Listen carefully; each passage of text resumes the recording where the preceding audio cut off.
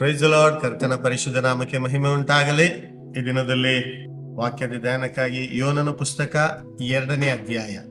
ಕಳೆದ ವಿಡಿಯೋನಲ್ಲಿ ನಾವು ಮೊದಲನೇ ಅಧ್ಯಾಯವನ್ನು ನೋಡಿದೀವಿ. ಯಾರ ಮೊದಲನೇ ಅಧ್ಯಾಯನ ನೋಡಿಲ್ಲ, ದಯಮಾಡಿ ಹಿಂದಿನ ವಿಡಿಯೋಗೆ ಹೋಗಿ ಮೊದಲನೇ ಅಧ್ಯಾಯ ನೋಡ್ರಿ. 1ನೇ ಅಧ್ಯಾಯದಲ್ಲಿ ನಾವು ನೋಡಿದು, ದೇವರು ಯೋನನಿಗೆ ಅಪ್ಪಣೆ ಮಾಡಿ, ನೀನು ನಿನವೆ ಪಟ್ಟಣಕ್ಕೆ ಹೋಗಿ ಅವರ ದುಷ್ಟತನವನ್ನು ನಾನು ನೋಡಿದ್ದೇನೆ, ಅಲ್ಲಿ ಹೋಗಿ ನೀನೇನ್ ಮಾಡು, ಅವರನ್ನ ಖಂಡಿಸು ಅಂತ ದೇವರು ನಿನವೆ ಪಟ್ಟಣಕ್ಕೆ ಹೋಗಕ್ಕೆ ಯೋನನನ್ನ ನೇಮಿಸ್ತಾರೆ. ಅವನಿಗೊಂದು ಸೇವೆನ ಯೋನ ಪಟ್ಟಣದಲ್ಲಿ, ಈಗ ನಿನವೆ ಪಟ್ಟಣದಲ್ಲಿ ಕೊಡ್ತಾರೆ. ಆದರೆ ಅವನು ದೇವರಿಗೆ ತಪ್ಪಿಸಿಕೊಳ್ಳುವಾಗ ಆತನಿಗೆ ಇಷ್ಟ ಇರೋದಿಲ್ಲ ಅಲ್ಲಿಗೆ ಹೋಗೋದಕ್ಕೆ.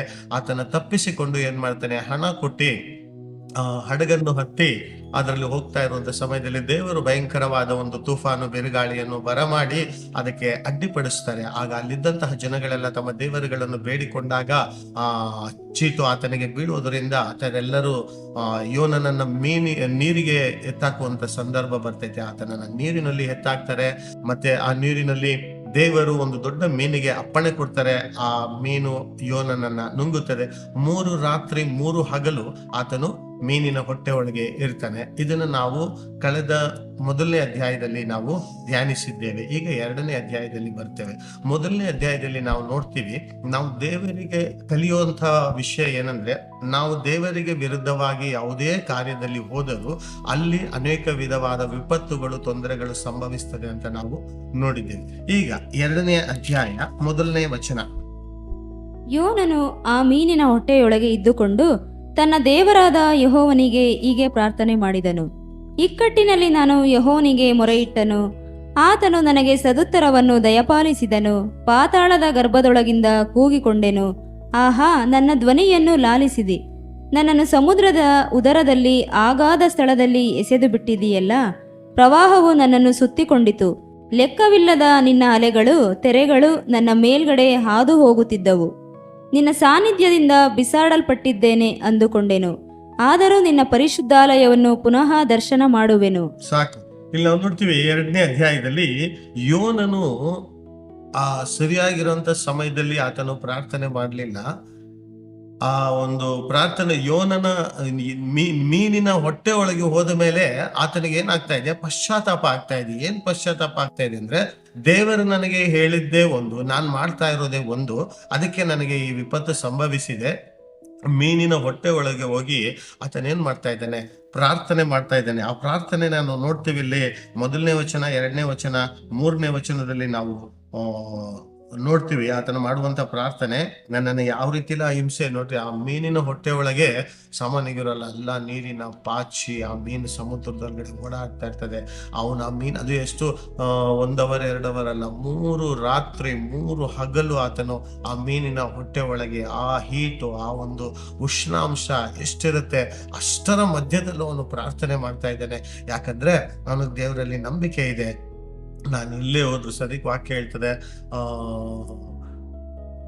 ಯಾವುದೇ ಒಂದು ಕಾರ್ಯದಲ್ಲೂ ದೇವರು ನಮ್ಮನ್ನ ಕೈ ಬಿಡುವಂತ ಮನುಷ್ಯ ಅಲ್ಲ. ಇದರಲ್ಲಿ ಮುಖ್ಯವಾಗಿ ನಾವು ತಿಳ್ಕೊಂತೀವಿ, ನಾವು ಅನೇಕ ಸರಿ ದೇವರಿಗೆ ವಿರುದ್ಧವಾಗಿ ಹೋದರೂ ಆತನು ನೀತಿವಂತನಾಗಿರುವುದರಿಂದ ಆತ ನಮ್ಮನ್ನ ಏನ್ ಮಾಡ್ತಾನೆ, ತಪ್ಪಿಸೋದಕ್ಕೆ ಪ್ರಯತ್ನ ಪಡ್ತಾನೆ.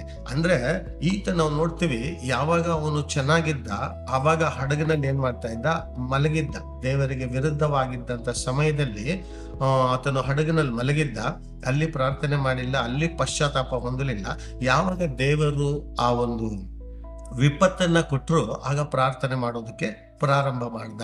ಅಂದ್ರೆ ನಮಗೆ ವಿಪತ್ತು ಬರೋದು ಏನಕ್ಕೋಸ್ಕರ ಅಂದ್ರೆ, ನಮ್ಮನ್ನ ಸ್ಥಿರಪಡಿಸೋದಕ್ಕೋಸ್ಕರ ದೇವರು ಏನ್ ಮಾಡ್ತಾರೆ, ಅನೇಕ ಸರಿ, ಎಲ್ಲ ಸರಿ ಅಲ್ಲ, ನಾವು ದಾರಿ ತಪ್ಪಿ ಹೋಗುವಂತ ಸಮಯದಲ್ಲಿ ದೇವರು ನಮಗೆ ವಿಪತ್ತು ಕೊಡ್ತಾರೆ. ಆ ಸಮಯದಲ್ಲಿ ನಾವು ಏನ್ ಮಾಡ್ಬೇಕು, ಯೋನನ ರೀತಿಯಲ್ಲಿ ಎಚ್ಚೆತ್ತುಕೊಂಡು ಅವನೇನ್ ಮಾಡ್ತಾನೆ, ಅವಾಗ ಪ್ರಾರ್ಥನೆ, ಆ ಮೀನಿನ ಹೊಟ್ಟೆ ಒಳಗೆ ಪ್ರಾರ್ಥನೆ ಮಾಡೋದಕ್ಕೆ ಆತನು ಪ್ರಾರಂಭ ಮಾಡ್ತಾನೆ. ಕೊನೆಯದಾಗಿ 4ನೇ ವಚನದಲ್ಲಿ ಅವನು ಹೇಳ್ತಾನೆ, ನಿನ್ನ ಸನ್ನಿಧಾನದಿಂದ ಬಿಸಾಡಲ್ಪಟ್ಟಿದ್ದೇನೆ ಅಂದುಕೊಂಡೆನು, ಆದರೂ ನಿನ್ನ ಪರಿಶುದ್ಧ ಆಲಯವನ್ನು ಪುನಃ ದರ್ಶನ ಮಾಡುವೆನು. ನೋಡ್ತಾ ಇದ್ದೇನೆ, ನನ್ನನ್ನ ಸಂಪೂರ್ಣವಾಗಿ ನಿನ್ನ ಕೈ ಬಿಟ್ಟೆ, ನಾನು ಮೀನಿನ ಹೊಟ್ಟೆ ಒಳಗೋಗಿದ ತಕ್ಷಣ ಸಂಪೂರ್ಣವಾಗಿ ನಾನು ಹೋಗ್ತಾ ಇದ್ದೇನೆ. ಆತನು ಯಾರಾಗಿದ್ದ, ಮೊದಲನೇದಾಗನು ಪ್ರವಾದಿಯಾಗಿದ್ದ. ಅವನು ಹೇಳ್ತಾ ಇದ್ದೇನೆ, ನಾನು ನಿನ್ನ ಆಲಯವನ್ನು ಪುನಃ ದರ್ಶಿಸುವೆನು. ಮತ್ತೆ ನಾನೇನ್ ಮಾಡ್ತೀನಿ, ನಿನ್ನ ಚಿತ್ತದನುಸಾರವಾಗಿ ನಾನು ನಡಿತೀನಿ, ನಿನ್ನ ಸೇವೆಯನ್ನು ನಾನು ಮುಂದುವರಿಸ್ತೀನಿ, ನೀನು ಹೇಳಿದ ರೀತಿಯಲ್ಲಿ ನಾನು ಮಾಡ್ತೀನಿ ಅಂತ ಹೇಳುವಂತ ಸಮಯದಲ್ಲಿ ಇಲ್ಲಿ ಮೊದಲನೇದಾಗಿ ನೋಡ್ತೀವಿ, ಇಲ್ಲಿ ಯಾಕೆ ಆ, ಯೋನನು ಆ ರೀತಿಯಲ್ಲಿ ಬದಲಾಗೋದಕ್ಕೆ ಕಾರಣ ಅಂದ್ರೆ, ನಾವು ಅನೇಕ ಸಂದರ್ಭದಲ್ಲಿ ಅನ್ಕೊಂತೀವಿ ಆತನಿಗೆ ಕಷ್ಟ ಬಂದಾಗ, ಹಿಂಸೆ ಬಂದಾಗ ಆತನ ತೊಂದರೆ ಪಟ್ಟು ಅಂದ್ರೆ. ಆದ್ರೆ ನಾನು ಇದನ್ನ ಆತ್ಮಿಕವಾಗಿ ಹೇಳ್ಬೇಕಂದ್ರೆ, ಆತ್ಮಿಕ ಒಂದು ಅರ್ಥದಲ್ಲಿ ಹೇಳ್ಬೇಕಂದ್ರೆ, ಇವನು ಯಾವಾಗ ಇವನ ಶರೀರದ ಇಚ್ಛೆ ಅನುಸಾರವಾಗಿ, ಇವನ ಮನಸ್ಸಿನ ಇಚ್ಛೆ ಅನುಸಾರವಾಗಿ, ಇವನ ಚಿತ್ತದ ಅನುಸಾರವಾಗಿ ತಾರ್ಷಿಷಿಗೆ ಹೋಗ್ತಾ ಇದ್ದೋ, ಆ ಸಮಯದಲ್ಲಿ ದೇವರಿಗೆ ಗೊತ್ತಾಯ್ತು ಇವನು ಏನು ಮಾಡಿದ್ರು ಇವನ ಕೈಯಿಂದ ಇದು ಸಾಧ್ಯ ಇಲ್ಲ, ನಾನು ಹೇಳುವಂತಹ ಕೆಲಸ ಮಾಡಲು ಇವನಿಂದ ಸಾಧ್ಯ ಇಲ್ಲ. ಅದರಿಂದ ಅಲ್ಲಿ ವಿಪತ್ತುಗೊಳಿಸಿ ಏನ್ ಮಾಡಿದ್ರು, ದೇವರು ಒಂದು ದೊಡ್ಡ ಮೀನಿಗೆ ಅಪ್ಪಣೆ ಕೊಟ್ಟರಿಂದ, ದೊಡ್ಡ ಮೀನು ಯಾರು ಅಂದ್ರೆ ಪರಿಶುದ್ಧಾತ್ಮ. ಆ ಪರಿಶುದ್ಧಾತ್ಮ ಏನ್ ಮಾಡ್ತು, ಇವನ್ನ ಸಂಪೂರ್ಣವಾಗಿ ಕಂಟ್ರೋಲ್ಗೆ ತಗೊಂತು. ಆ ಮೀನು ಪರಿಶುದ್ಧಾತ್ಮ ಆಗಿರೋದ್ರಿಂದ ಇವಾಗ ಏನ್ ಮಾಡ್ತೀವಿ, ಇವನ್ ಫುಲ್ ಕಂಟ್ರೋಲ್, ಪರಿಶುದ್ಧಾತ್ಮನ ಕಂಟ್ರೋಲ್ ಅಲ್ಲಿ ಇದ್ದಾನೆ. 3 ರಾತ್ರಿ 3 ಹಗಲಿ ಉಪವಾಸ, ನೀರಿಲ್ಲ ಏನಿಲ್ಲ, ಉಪವಾಸದಲ್ಲಿ ಪರಿಶುದ್ಧಾತ್ಮನ ಕಂಟ್ರೋಲ್ ಅಲ್ಲಿ ಇರುವಾಗ ಆತನಿಗೆ ಪಶ್ಚಾತ್ತಾಪ ಉಂಟಾಯಿತು. ಪರಿಶುದ್ಧಾತ್ಮ ನಮ್ಮಲ್ಲಿ ಇಲ್ಲ ಅಂದ್ರೆ ಆ ಪಶ್ಚಾತ್ತಾಪಗಳು ಉಂಟಾಗೋದಿಲ್ಲ. ನಾನು ಮಾಡಿದ್ದು ತಪ್ಪು ಅಂತ ಅವನು ಒಪ್ಕೊಂಡಿದ ತಕ್ಷಣ ಏನಾಯ್ತು, ಪರಿಶುದ್ಧಾತ್ಮ ಆತನನ್ನ ಆವರಿಸಿಕೊಂಡಿರುವುದನ್ನ ನಾವು ನೋಡ್ತೇವೆ. ತಕ್ಷಣ ಪರಿಶುದ್ಧಾತ್ಮ ಅವನು ಪ್ರಾರ್ಥನೆ ಮಾಡಿದ ತಕ್ಷಣ ಏನಾಯ್ತು, ಆತನಿಗೆ ಮತ್ತೆ ಅವನಿಗೆ ನಂಬಿಕೆ ಬಂತು. ನನ್ನನ್ನು ನೀನು ತಳ್ಳಿ ಬಿಟ್ಟಿದ್ಯಾ ಅನ್ಕೊಂಡ್ರೆ ಅದನ್ನ ನಾನು ಪುನಃ ನಿನ್ನ ಆಲಯವನ್ನು ದರ್ಶಿಸುವೆನು. 5 ಜಲರಾಶಿಯು ನನ್ನನ್ನು ಮುತ್ತಿ ನನ್ನ ಪ್ರಾಣಕ್ಕೆ ಬಂದಿತು. ಮಹಾಸಾಗರವು ನನ್ನನ್ನು ಆವರಿಸಿತು. ಪಾಚಿಯು ನನ್ನ ತಲೆಯನ್ನು ಸುತ್ತಿಕೊಂಡಿತು. ಪರ್ವತಗಳ ಬುಡದ ತನಕ ಇಳಿದೆನು. ಭೂಲೋಕದ ಅಗುಳಿಗಳು ಎಂದಿಗೂ ತೆಗೆಯದ ಹಾಗೆ ನನ್ನ ಹಿಂದೆ ಹಾಕಲ್ಪಟ್ಟವು. ನನ್ನ ದೇವರಾದ ಯೆಹೋವನೇ, ನೀನು ನನ್ನ ಪ್ರಾಣವನ್ನು ಅಧೋಲೋಕದೊಳಗಿಂದ ಉದ್ಧರಿಸಿದ್ದಿ. ನನ್ನ ಆತ್ಮವು ನನ್ನಲ್ಲಿ ಕುಂದಿದಾಗ ಯೆಹೋವನಾದ ನಿನ್ನನ್ನು ಸ್ಮರಿಸಿದೆನು. ಸಾಕು. ನಾವು ನೋಡ್ತಾ ಇದ್ದೇವೆ, ಆತನು ಹೇಳ್ತಾ ಇದ್ದಾನೆ, ನನ್ನನ್ನು ಕುಂದಿದಾಗ ಅಂದ್ರೆ ತುಂಬಾ ಜಿಗುಪ್ಸೆ ಉಂಟಾಗಿ, ತುಂಬಾ ಹಿಂಸೆ. ಆ ಮೀನಿನ ಹೊಟ್ಟೆ ಒಳಗೆ ಅವನು ಪ್ರಾರ್ಥನೆ ಮಾಡ್ತಾ ಅವನು ಹೇಳ್ತಾ ಇದ್ದಾನೆ, ಪಾತಾಳದ ಆ ತಳಭಾಗವರೆಗೂ ನಾನು ಹೋಗಿದ್ದೇನೆ, ಆದ್ರೆ ಏನ್ ಮಾಡ್ತಾ ಇದ್ದೀನಿ, ನನ್ನ ಆತ್ಮವು ನನ್ನಲ್ಲಿ ಕುಂದಿದಾಗ ಯೆಹೋವನಾದ ನಿನ್ನನ್ನು ಸ್ಮರಿಸುವೆನು. ತುಂಬಾ ಏನಾಗಿದ್ದೀನಿ, ಆಪತ್ತುಗಳಲ್ಲಿದ್ದೀನಿ. ಆ ಒಂದು ಕಷ್ಟ ನಾವು ನೆನ್ಸ್ಕೊಳ್ಳೋಕ್ಕೂ ಆಗಲ್ಲ. ಆ ರೀತಿಯಾದ ಪರಿಸ್ಥಿತಿ ಯೋನನಿಗೆ ಆ 3 ರಾತ್ರಿ 3 ಹಗಲು ಅದರಲ್ಲಿ ಬಂದಾಗ ಅವನೇನ್ ಮಾಡ್ತಾ ಇದ್ದಾನೆ, ಪಶ್ಚಾತ್ತಾಪ ಹೊಂದುತ್ತಾ ಇದ್ದಾನೆ. ಅವನು ಹೇಳ್ತಾ ಇದ್ದಾನೆ, ನಾನು ನಿನ್ನನ್ನು ಸ್ಮರಿಸ್ತಾ ಇದ್ದೇನೆ ಸ್ವಾಮಿ ಅಂತ ಹೇಳಿ ಸ್ಮರಿಸುವಂತ ಸಮಯದಲ್ಲಿ ನನ್ನ ಬಿನ್ನಹವು ನಿನಗೆ ಮುಟ್ಟಿತು, ನಿನ್ನ ಪರಿಶುದ್ಧಾಲಯಕ್ಕೆ ಸೇರಿತು. ಇಲ್ಲಿ ನಾವು ನೋಡ್ತೀವಿ, ಮೊದಲನೇದಾಗಿ ಯಾವಾಗ ನಾವು ಪಶ್ಚಾತ್ತಾಪ, ನಾವು ಮಾಡುವಂತ ತಪ್ಪನ್ನ ನಾವು ಒಪ್ಪಿಕೊಂಡು ಯಾವಾಗ ನಾವು ಪಶ್ಚಾತ್ತಾಪ ಹೊಂತೀವೋ, ದೇವರು ನಮಗೆ ಪರಿಶುದ್ಧಾತ್ಮನನ್ನ ಕಳಿಸ್ತಾರೆ. ಪರಿಶುದ್ಧಾತ್ಮನನ್ನ ಕಳಿಸಿ 8ನೇ ವಚನದಲ್ಲಿ ಹೇಳ್ತದೆ, ಸುಳ್ಳು ವಿಗ್ರಹಗಳನ್ನು ಅವಲಂಬಿಸಿದವರು ತಮ್ಮ ಕಾರುಣ್ಯವನ್ನು ತೋರಿ ಬಿಡುವರು. 9ನೇ ವಚನ ಓದಮ್ಮ. ನಾನಾದರೂ ಸ್ತೋತ್ರ ಧ್ವನಿಯಿಂದ ನಿನಗೆ ಯಜ್ಞವನ್ನು ಅರ್ಪಿಸುವೆನು, ಮಾಡಿಕೊಂಡ ಹರಕೆಯನ್ನು ಸಲ್ಲಿಸುವೆನು. ರಕ್ಷಣೆಯು ಯೆಹೋವನಿಂದಲೇ ಉಂಟಾಗುವುದು. ಯೆಹೋವನು ಮೀನಿಗೆ ಅಪ್ಪಣೆ ಮಾಡಲು ಅದು ಯೋನನನ್ನು ಒಣನೆಲದಲ್ಲಿ ಕಾರಿಬಿಟ್ಟಿತು. Praise the lord.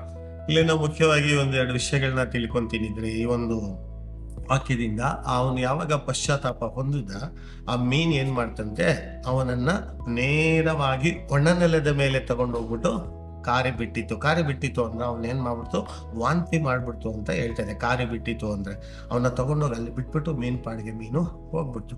ಅವನಲ್ಲಿ ಆಚೆಗಡೆ ಬರ್ತಾ ಇದ್ದಾನೆ, ಅಲ್ಲೇನ್ ಬರ್ದಿದೆ, ವೆಲ್ಕಮ್ ಟು ನಿನವೆ. ಅವನು ಅವನಷ್ಟಕ್ಕೆ ಅವನು ಹೋಗ್ಬೇಕಾಗಿತ್ತು.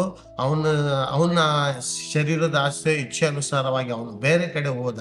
ನಮ್ಮ ಶರೀರದ ಇಚ್ಛೆ ಅನುಸಾರವಾಗಿ ನಾವು ದೇವರ ಮಾರ್ಗವನ್ನು ಸರಿಯಾಗಿ ಹೋಗೋದಕ್ಕೆ ಆಗಲ್ಲ. ಅನೇಕ ಸಂದರ್ಭದಲ್ಲಿ ನಾವು ದೇವರಿಗೆ ವಿರುದ್ಧವಾಗಿ, ವಾಕ್ಯ ಹೇಳ್ತದೆ, ನಾವು ಅನೇಕ ಸರಿ ಅಪನಂಬಿಗಸ್ತರಾಗಿದ್ದರೂ ದೇವರು ನಂಬಿಗಸ್ತನೇ ಆಗಿದ್ದಾನೆ. ಆ ಕರೆದಾತನು ನಂಬಿಗಸ್ತನು, ತನ್ನ ಕಾರ್ಯವನ್ನು ಸಾಧಿಸುವವನಾಗಿದ್ದಾನೆ. ನಾವು ಯಾವುದೇ ರೀತಿಯಲ್ಲಿ ದೇವರು ನಮ್ಮನ್ನ ಯಾವ ಸ್ಥಳಕ್ಕೆ ಕರೆದುಕೊಂಡು ಹೋಗ್ಬೇಕು, ಅವ್ರು ಖಂಡಿತವಾಗ್ಲೂ ಕರ್ಕೊಂಡು ಹೋಗ್ತಾರೆ. ಅಕಸ್ಮಾತ್ ನಾವು ವಿಪತ್ತಿನಲ್ಲಿ ಇದ್ದೇವೆ ಅಂದ್ರೆ ದಯಮಾಡಿ ತಿಳ್ಕೊಬೇಕು, ನಾನು ದೇವರಿಗೆ ವಿರುದ್ಧವಾಗಿದ್ದೇನೆ ಅಂತ. ದೇವರಿಗೆ ವಿರುದ್ಧವಾಗಿದ್ದಾಗ ಯೋನನು ಯಾವ ರೀತಿಯಲ್ಲಿ ಪಶ್ಚಾತ್ತಾಪ ಪಟ್ಟನೋ ಅದೇ ರೀತಿಯಲ್ಲಿ ನಾವು ಪಶ್ಚಾತ್ತಾಪ ಪಟ್ಟು ನಾವು ದೇವರ ಸನ್ನಿಧಿಯಲ್ಲಿ ಹಿಂದಿರುಗಿ ಬರೋದಕ್ಕೆ ನಾವು ಹೊಂದ್ಕೊಡ್ರಿ. ಅವಾಗ ಏನಾಗುತ್ತೆ, ನೇರವಾಗಿ ನಮಗೆ ದೇವರ ಒಂದು ಕ್ಷಮಾಪಣೆ ಸಿಕ್ಕಿ, ದೇವರು ನೀನು ಎಲ್ಲೇ ಹೋಗಿದ್ರು ನಮ್ಮನ್ನ ದೇವರು ತಳ್ಳಿ ಬಿಡುವವರಲ್ಲ. ಅನೇಕ ಸಂದರ್ಭದಲ್ಲಿ ನಾವು ನೋಡ್ತೀವಿ, ಇಲ್ಲಿ ಆತನು ಪಶ್ಚಾತ್ತಾಪ ಹೊಂದಿದ ತಕ್ಷಣ ದೇವರು ಪರಿಶುದ್ಧಾತ್ಮ, ಅಂದ್ರೆ ಮೀನು ಅಂದ್ರೆ ನನ್ನ ಪರಿಶುದ್ಧಾತ್ಮ, ಮೀನಿನ ತಗೊಂಡೋಗಿ ಅವನು ಎಲ್ಲಿಗೆ ಸೇರ್ಬೇಕೋ ಅಲ್ಲಿಗೆ ಅವನ್ನ ತಗೊಂಡೋಗಿ ಕಾರ್ಬಿಡ್ತು. ಅಂದ್ರೆ ನಿನ್ನ ಬಲದಿಂದ ನಿನ್ನ ಶಕ್ತಿಯಿಂದ ನೀನು ಹೋಗೋದಕ್ಕಾಗಲ್ಲ ಅಂದ್ರೆ ದೇವರು ಏನ್ ಮಾಡ್ತಾರೆ, ಪರಿಶುದ್ಧಾತ್ಮನನ್ನ ಕಳಿಸಿ ಅವನು ಬೇಡ್ಕೊಂತ ಇರ್ತಾನೆ. ಯಾವಾಗ ಬೇಡ್ಕೊಂತಾನೋ, ದೇವರೇ ನಾನು ಮಾಡಿದ ತಪ್ಪು, ನಾನು ಈ ರೀತಿ ಅದೆಲ್ಲ ಕಷ್ಟ ಪಡ್ತಾ ಇದ್ದೀನಿ ಅಂತ ಮೀನಿನ ಹೊಟ್ಟೆ ಒಳಗೆ 3 ರಾತ್ರಿ 3 ಹಗಲು ಯಾವ ರೀತಿಯಲ್ಲಿ ಪ್ರಾರ್ಥಿಸಿ ಅವನು ತಮ್ಮ ತಪ್ಪುಗಳನ್ನು ಒಪ್ಪಿಕೊಂತಾನೋ, ಅದೇ ತಕ್ಷಣ ಏನ್ ಮಾಡ್ತದೆ, ಆ ಪರಿಶುದ್ಧಾತ್ಮ ಅವನು ಯಾವ ಡೆಸ್ಟಿನೇಷನ್ಗೆ ಸೇರ್ಬೇಕು, ಎಲ್ಲಿಗೆ ದೇವರ ಚಿತ್ತ ಇತ್ತು, ಆ ಪರಿಶುದ್ಧಾತ್ಮ ಆತನನ್ನ ಕರೆದುಕೊಂಡು ಹೋಗಿ ಅಲ್ಲಿ ಬಿಟ್ಬಿಡ್ತದೆ. ಅಲ್ಲಿ ಬಂದಿದ ತಕ್ಷಣ ನೋಡ್ತಾನೆ, ನಿನಗೆ ಅಂತ ಬರೆದಿರುತ್ತೆ. ಪ್ರಿಯ ಸಹೋದರ ಸಹೋದರಿಯರೇ, ಇದರ ಮೂಲಕವಾಗಿ ನಾವೇನ್ ತಿಳ್ಕೊಂತೀವಿ ಅಂದ್ರೆ, ಮೊದಲನೇ ಅಧ್ಯಾಯದಲ್ಲಿ ನಾವು ತಿಳ್ಕೊಂಡು ದೇವರಿಗೆ ವಿರುದ್ಧವಾಗಿ ನಾವು ಎಲ್ಲೇ ಹೋದರೂ ಅಲ್ಲಿ ಅನೇಕ ವಿಧವಾದ ವಿಪತ್ತುಗಳು ಬರ್ತವೆ ಅಂತ. ಇಲ್ಲಿ 2ನೇ ಅಧ್ಯಾಯದಲ್ಲಿ ನಾವು ನೋಡ್ತೀವಿ, ನಾವು ಯಾವುದೇ ಪರಿಸ್ಥಿತಿಯಲ್ಲಿ ಇದ್ದರೂ ನಮ್ಮ ದೇವರು ಕರುಣಾಮಯಿ, ಕೃಪೆ ಉಳ್ಳ ದೇವರು, ಅಲ್ಲಿಂದ ನಮ್ಮನ್ನ ಎತ್ತಿ ಮತ್ತೆ ಸ್ಥಾನಕ್ಕೆ ನಿಲ್ಲಿಸುವುದಕ್ಕೆ ಆತನು ಸರ್ವಶಕ್ತನಾಗಿದ್ದಾನೆ. ಅಂದ್ರೆ ನಮಗೆ ಮೊದಲನೇದಾಗಿ ಗೊತ್ತಿರಬೇಕಾಗಿರೋದು ಏನಂದ್ರೆ, ನಾನು ಮಾಡ್ತಾ ಇರುವಂಥದ್ದು ತಪ್ಪು, ನಾನು ಪಶ್ಚಾತ್ತಾಪ ಹೊಂದಿದ್ದೇನೆ, ದೇವರೇ ನನ್ನನ್ನು ಮನ್ನಿಸು, ನನ್ನನ್ನು ಕ್ಷಮಿಸು, ಪುನಃ ನಿನ್ನ ಸನ್ನಿಧಿಗೆ ಸೇರುವಂತೆ ಮಾಡು, ನಾನು ಮಾಡ್ತಾ ಇರೋ ತಪ್ಪು ಅಂತ ಹೇಳ್ಬಿಟ್ಟು ನಾವು ಕ್ಷಮಾಪಣೆ ಕೇಳಿದಾಗ, ಪಶ್ಚಾತ್ತಾಪ ಹೊಂದಿದಾಗ ದೇವರು ನಮ್ಮನ್ನ ನಡೆಸ್ತಾರೆ. ನಾವು ಇದರಲ್ಲಿ ನೋಡ್ತೀವಿ, ಶಿಲುಬೆಯಲ್ಲಿ ಯೇಸುಸ್ವಾಮಿನ ಶಿಲುಬೆಯಲ್ಲಿ ಹಾಕಿದಾಗ ಯೇಸುಸ್ವಾಮಿಯ ಪಕ್ಕದಲ್ಲಿ 2 ಕಳ್ಳರನ್ನ ಹಾಕಿರ್ತಾರೆ. ಅದರಲ್ಲಿ ಒಬ್ಬನ ಪರಿಸ್ಥಿತಿ ಹೆಂಗಿತ್ತು ಅಂದ್ರೆ, ಅವ್ನು ಹೇಳ್ತಾನೆ, ನೀನು ದೇವರ ಮಗನಾಗಿದ್ದರೆ ನಿನ್ನನ್ನು ಕಾಪಾಡಿಕೊ, ನನ್ನನ್ನು ಕಾಪಾಡು ಅಂತ ಹೇಳ್ತಾ ಇದ್ದಾನೆ.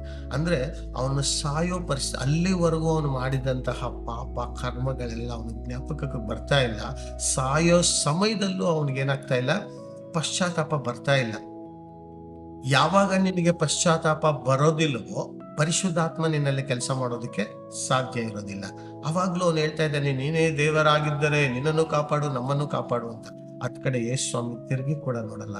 ಅದೇ ಇನ್ನೊಂದು ಬಲಗಡೆಯಲ್ಲಿ ಒಬ್ಬ ಕಳ್ಳ ಇರ್ತಾನೆ. ಆ ಕಳ್ಳ ಹೇಳ್ತಾ ಇದ್ದಾನೆ, ಅವನು ಮೊದಲು ಬುದ್ಧಿ ಹೇಳ್ತಾನೆ, ದೇವರ ಭಯ ಇಲ್ಲವಾ ನಿನಗೆ? ನಾವಾದರೂ ನಾವು ಮಾಡಿರುವಂತ ಕಾರ್ಯಗಳ ತಕ್ಕ ಸ್ಥಳದಲ್ಲಿದ್ದೇವೆ. ಎಷ್ಟೊಂದು ಇದು ಅವ್ನು ಹೇಳ್ತಾ ಇದ್ದಾನೆ. ಅಂದ್ರೆ ಅವ್ನು ಮಾಡ್ತಾ ಇರೋದೆಲ್ಲ ಅವನು ಒಪ್ಪಿಕೊಂಡು, ನಾನು ಈ ಶಿಕ್ಷೆನ ಅನುಭವಿಸ್ಬೇಕಾದ್ರೆ, ಈ ದಿನದಲ್ಲಿ ನನ್ನನ್ನು ಶಿಲುಬೆಗೆ ಹಾಕಿ ನನ್ನನ್ನ ಈ ರೀತಿಯಲ್ಲಿ ತೊಂದರೆ ಕೊಡ್ತಾ ಇದ್ದಾರೆ, ನನ್ನನ್ನ ಇವತ್ತು ಮರಣದಂಡನೆಗೆ ಒಪ್ಪಿಸಿದ್ದಾರೆ ಅಂದ್ರೆ ಇದಕ್ಕೆ ಕಾರಣ ಯಾರು ಅಲ್ಲ, ನಾನೇ ಕಾರಣ. ನಾನು ಸರಿಯಾದ ಜಾಗದಲ್ಲಿದ್ದೇನೆ, ನಾನು ಇದಕ್ಕೆ ಯೋಗ್ಯನು, ಈ ಮರಣದಂಡನೆಗೆ ನಾನು ಯೋಗ್ಯನು. ಯಾರು ಹೇಳ್ತಾ ಇದ್ದಾನೆ? ಇನ್ನೊಬ್ಬ ಕಳ್ಳಂಗೆ ಹೇಳ್ತಾ ಇದ್ದಾನೆ. ನಾವಾದರೂ ನಾವು ಇರುವಂತ ಸ್ಥಳಕ್ಕೆ ಕರೆಕ್ಟ್ ಸರಿಯಾಗಿದ್ದೇವೆ, ಈತನಾದರೂ ಏನೂ ಪಾಪ ಮಾಡಲಿಲ್ಲ ಅಂತ ಹೇಳ್ಬಿಟ್ಟು ಅವ್ನಿಗೆ ಹೇಳುವಂತ ಸಮಯದಲ್ಲಿ ಸಡನ್ ಆಗಿ ಯಾವಾಗ ಒಪ್ಕೊಂತಾನೋ ಅವಾಗಲೇ ಪರಿಶುದ್ಧಾತ್ಮ ಅವನೊಳಗಡೆ ಬರ್ತದೆ. ಕಳ್ಳನ ಒಳಗಡೆ ಪರಿಶುದ್ಧಾತ್ಮ ಬರ್ತದೆ. ನಾವು ನೋಡ್ತೀವಿ, ಯೋನನ್ನು ಯಾವಾಗ ಒಪ್ಪಿಕೊಂಡು ಅವಾಗಲೇ ಮೀನವನ್ನ ದೇವರು ಪರಿಶುದ್ಧಾತ್ಮನ ಮೀನು ಕಳಿಸ್ತಾರೆ. ಅವನ್ನ ನುಂಗಿಸಿ 3 ರಾತ್ರಿ 3 ಹಗಲನ್ನ ಒಪ್ಪಿಸಿ ಅವ್ರು ಏನ್ ಮಾಡ್ತಾರೆ, ದಡಕ್ಕೆ, ದೇವರ ಚಿತ್ತದ ಅನುಸಾರವಾಗಿ ದಡಕ್ಕೆ ಸೇರಿಸ್ತದೆ ಆ ಪರಿಶುದ್ಧಾತ್ಮ ಅನ್ನುವಂತ ಮೀನು. ಇಲ್ಲಿ ನೋಡ್ತೀವಿ ನಾವು, ಈ ಕಳ್ಳ ಯಾವಾಗ ನಾನು ಒಪ್ಪಿಸ್ಕೊಂತಾನೋ ಅವಾಗ ಅವನಿಗೆ ಪರಿಶುದ್ಧಾತ್ಮ ಒಳಗಡೆ ಬರ್ತದೆ. ಪರಿಶುದ್ಧಾತ್ಮ ಅವನು ಒಪ್ಕೊಂಡಿದ ತಕ್ಷಣ, ನಾವಾದರೂ ನಾವು ಮಾಡಿರುವಂತ ತಕ್ಕ ಸ್ಥಳದಲ್ಲಿ ಇದ್ದೇವೆ ಅಂದಿದ ತಕ್ಷಣ ಪರಿಶುದ್ಧಾತ್ಮ ಅವನ ಒಳಗಡೆ ಬರ್ತದೆ. ಪರಿಶುದ್ಧಾತ್ಮ ಒಳಗಡೆ ಬಂದಿದ ತಕ್ಷಣ ಅವನು 2ನೇ ಮಾತಾಗಿರ್ತದೆ, ಯೇಸುವೇ ನಿನ್ನ ರಾಜ್ಯವು ಬಂದಾಗ ನನ್ನನ್ನ ನೆನೆಸಿಕೋ ಅಂತ ಹೇಳಿದ ತಕ್ಷಣ ಏನಾಗುತ್ತೆ, ದೇವರ ಅವನಿಗೆ ಯಾವುದೇ ಒಂದು ಪ್ರಶ್ನೆ ಕೇಳೋದಿಲ್ಲ. ಇಲ್ಲಪ್ಪ, ನೀನ್ ಇವಾಗ ಶಿಲುಬೆ ಮೇಲಿದ್ಯಾ, ನಿನ್ ಸಮಯ ಮುಗಿದೋಯ್ತು, ನಿನ್ನ ಪರಿಸ್ಥಿತಿ ಮುಗಿದೋಯ್ತು, ಇನ್ನು ನೀನು ಯಾರು ಕಾಪಾಡೋದಕ್ಕಾಗಲ್ಲ. ಈಗ ನೀನು ಶಿಲುಬೆಯಿಂದ ಇಳಿಸಿ ನಿನಗೆ ದೀಕ್ಷಾಸ್ನಾನ ಕೊಟ್ಟು, ನಿನಗೆ ಪರಿಶುದ್ಧಾತ್ಮ ಕೃಪಾವರ ಕೊಟ್ಟು, ನಿನ್ನ ಹಿಂದೆ ಏನು ಮುಂದೆ ಏನು, ನೀನು ಎಷ್ಟು ಪಾಪ ಮಾಡಿದ್ಯಾ, ಅದೆಲ್ಲ ಏನು ದೇವ್ರು ಕೇಳಲಿಲ್ಲ. ಅವನಿಗೆ ಒಂದೇ ಒಂದು ಬೇಕು ದೇವರಿಗೆ, ಯೇಸುವಿನ ನಂಬಿಕೆ. ನೀನು ನಂಬಿದರೆ ಸಾಕು, ದೇವರ ಮಹಿಮೆಯನ್ನು ಕಾಣುವೆ. ಯೋಹಾನ ಬರೆದ ಸುವಾರ್ತೆ 11ನೇ ಅಧ್ಯಾಯದಲ್ಲಿ ನಾವು ನೋಡ್ತೇವೆ, ನೀನು ಯೇಸುವನ್ನು ನಂಬಿದರೆ ನೀನು ಸತ್ತರೂ ನೀನು ಬದುಕುವೆ. ಇಲ್ಲಿ ನಾವು ನೋಡ್ತೇವೆ, ಈತನು ಮತ್ತೆ ಆ ಒಂದು ಕಳ್ಳ ಏನ್ ಮಾಡ್ತಾನೆ, ಒಪ್ಕೊಂಡಿದ ತಕ್ಷಣ ದೇವರ ಅವನು ಏನು ಕೇಳೋದಿಲ್ಲ, ಹೇಳ್ತಾ ಇದ್ದಾನೆ. ಅವನ ಕಡೆ ನೋಡಿ ಹೇಳ್ತಾರೆ, ಈ ದಿನವೇ ನೀನು ನನ್ನ ಜೊತೆಯಲ್ಲಿ ಪರದೈಸಿಯಲ್ಲಿ ಇರುವಿ ಅಂತ ಹೇಳಿದ ತಕ್ಷಣ ಅವ್ರು ಏನ್ ಮಾಡ್ತಾರೆ, ನಾವು ನೋಡ್ತೀವಿ ಯಾವಾಗ ಪರಿಶುದ್ಧಾತ್ಮ ಒಬ್ಬ ಮನುಷ್ಯನಲ್ಲಿ ಪಶ್ಚಾತ್ತಾಪ ಹೊಂದುವಂತ ಸಮಯದಲ್ಲಿ ಪರಿಶುದ್ಧಾತ್ಮವ್ರನ್ನ ಎಂಟ್ರಿ ಮಾಡ್ತಾರೆ. ಅವ್ರೊಳಗಡೆ ಬಂದ್ಬಿಟ್ಟು ಕಂಟ್ರೋಲ್ ಮಾಡ್ಕೊಂತಾರೆ. ನಾನು ಮಾಡ್ತಾ ಇರೋದಂತೆಲ್ಲ ತಪ್ಪು, ನನ್ನ ಕೈಯಿಂದ ಆಗ್ತಾ ಇಲ್ಲ ಸ್ವಾಮಿ. ಅನೇಕ ನಮ್ಮ ಹತ್ರ ಕೆಟ್ಟ ಚಟಗಳಿರ್ತವೆ, ಆ ಕೆಟ್ಟ ಚಟಗಳನ್ನ ನಮ್ಮಿಂದ ಬಿಡೋದಕ್ಕಾಗೋದಿಲ್ಲ. ಯೋನನ್ ನೋಡ್ತೀವಿ, ಅವನ್ ದೇವರಿಗೆ ವಿರುದ್ಧವಾಗಿ ಹೋಗ್ತಾ ಇದ್ದ, ದೇವರು ಏನ್ ಮಾಡ್ಬೇಕು ಅಂತ ಇದ್ರು ಅದಕ್ಕೆ ವಿರುದ್ಧವಾಗಿ ಮಾಡ್ತಾ ಇದ್ದ. ಆದ್ರೆ ಇಲ್ಲಿ ನಾವು ನೋಡ್ತೇವೆ, ಯಾವಾಗ ಅವನ್ ಒಪ್ಪಿಸ್ಕೊಟ್ನೋ, ದೇವರೇ ನನ್ನ ಕೈಯಿಂದ ಸಾಧ್ಯ ಇಲ್ಲ, ನಾನು ನಿನ್ನ ಸನ್ನಿಧಿಯಿಂದ ಬಂದು ತಪ್ಪಿಸ್ಕೊಂಡು ಹೋಗಿದ್ದೀನಿ, ನಾನು ತಪ್ಪು ಮಾಡ್ತಾ ಇದ್ದೀನಿ ಅಂತ ಯಾವಾಗ ಒಪ್ಪಿಸ್ಕೊಡ್ತಾ ಇದ್ದಾನೋ, ಪರಿಶುದ್ಧಾತ್ಮ ನೇರವಾಗಿ ಅವನ ಸಂಧಿಸಿ ಏನ್ ಮಾಡ್ತದೆ, ಅವನು ಎಲ್ಲಿಗೆ ಹೋಗ್ಬೇಕು ಆ ಪರಿಶುದ್ಧಾತ್ಮನೆ ಅವನು ಗೊತ್ತಿಲ್ಲದೆ ಇರುವಂತ ರೀತಿಯಲ್ಲಿ ಅಲ್ಲಿಗೆ ಕರ್ಕೊಂಡು ಹೋಗ್ಬಿಡುತ್ತೆ. ಆ ಶಿಲುಬೆಯ ಮೇಲೆ ಇರುವಂತ ಕಳ್ಳನು ಸಹ ಅವನು ಗೊತ್ತಿಲ್ಲದೆ ಇರುವಂತ ರೀತಿಯಲ್ಲಿ ಅಲ್ಲಿವರೆಗೂ ಒಂದು ಯಾವುದು ಪಶ್ಚಾತ್ತಾಪ ಇಲ್ಲ. ಎಷ್ಟು ಕಳ್ಳತನ ಮಾಡಿದ್ನೋ, ಎಷ್ಟು ಮರ್ಡರ್ ಮಾಡಿದ್ನೋ, ಎಷ್ಟು ತಪ್ಪುಗಳು ಮಾಡಿದ್ನೋ ಗೊತ್ತಿಲ್ಲ. ಆದ್ರೆ ಯಾವಾಗ ಅವನು ಯೇಸು ಮೇಲೆ ನಂಬಿಕೆ ಇಟ್ಟು ಪಶ್ಚಾತ್ತಾಪ ಹೊಂದಿಕೊಂಡೋ, ಆಗಲೇ ಅವನಿಗೆ ಮರುದು ಈ ಕ್ಷಣವೇ ನೀನು ನಮ್ಮ ಜೊತೆಯಲ್ಲಿ ಏನಾಗ್ತೀಯ, ಪರದೇಶಿಯಲ್ಲೇ ಈ ದಿನವೇ ನನ್ನ ಜೊತೆಯಲ್ಲಿ ನೀನು ಪರದೇಶಿಯಲ್ಲಿ ಇರುವೆ. ಈ 2ನೇ ಅಧ್ಯಾಯದಲ್ಲಿ ಮೊದಲನೇದಾಗಿ ನಾವು ಏನ್ ತಿಳ್ಕೊಂತೀವಿ ಅಂದ್ರೆ, ನಾವು ಯಾವುದೇ ಪರಿಸ್ಥಿತಿಯಲ್ಲಿದ್ದು ದೇವರು ನಮ್ಮನ್ನ ಕೈ ಬಿಡೋದಿಲ್ಲ, ಮತ್ತೆ ನಮ್ಮನ್ನ ಎತ್ತಿ ನಿಲ್ಲಿಸ್ತಾರೆ. ಈ 2ನೇ ಅಧ್ಯಾಯನ ಈ ದಿನದಲ್ಲಿ ಮುಗಿಸಿದ್ದೇವೆ. ನೆಕ್ಸ್ಟ್ 3ನೇ ಅಧ್ಯಾಯಕ್ಕೆ ನಾವು ಮುಂದಿನ ವಿಡಿಯೋನಲ್ಲಿ ಕಾಣ್ತೇವೆ. ಇದರ ಹಿಂದಿನ ವಿಡಿಯೋ ಯಾರನ್ನು ನೋಡಿಲ್ಲ ಅಂದ್ರೆ ಮೊದಲನೇ ವಿಡಿಯೋ ನೋಡ್ರಿ. ಈಗ ಈ 2ನೇ ಅಧ್ಯಾಯನ ಮುಗಿಸ್ತೇವೆ. ನೆಕ್ಸ್ಟ್ ಪಾರ್ಟ್ 3ನ ನೀವು ಮುಂದೆ ನೋಡ್ಬೋದು. Praise the lord.